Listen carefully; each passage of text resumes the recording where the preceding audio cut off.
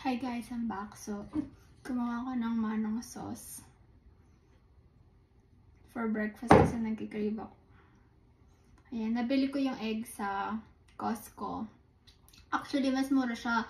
36 pieces ng quail egg. $8 something sa Costco. Pero pag bumili ka sa Asian store, siguro mga a dozen or 10 pieces per box yung nandun. Nasa 6 something. O, diba kung mas nakatipid ka sa Costco. So, ayun. Yan. Kasi nagkikrave nga ako. Kwek-kwek ni Manong Kepweng. Ang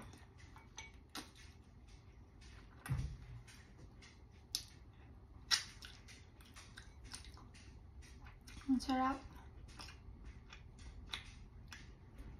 Sorry sa background. Ito kasi yung temporary kitchen namin. Yung new kitchen. Yung sa kabila. Ito yung magiging dining. Pero hindi pa siya tapos. Pero malapit na.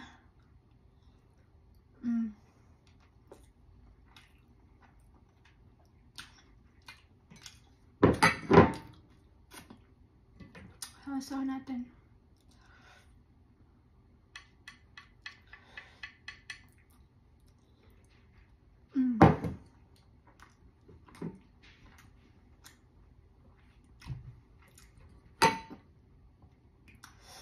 Grabe ang sarap.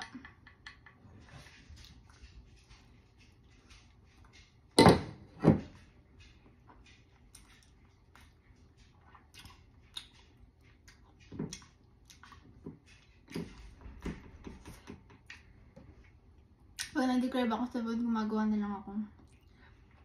Wala ka sa on time. Bumili-bili, tsaka nadi-disappoint ako. Kasi busy ang lola niya sa maraming bagay. Ako ko siya. Yung kalamot pala ng bihol ko. Ang galing na siya. Para may scar pa rin siya. Para mawawala yan. Wait lang kayo. 1, 2, 3. 10 lang yung niluto ko kasi. Mabilis ako mabusog. Nowadays.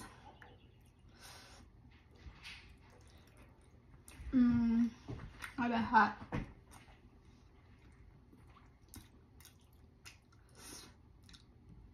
So, meron pa ako doon. Quail egg. Tatabi ko para may pang kwek-kwek ulit ako.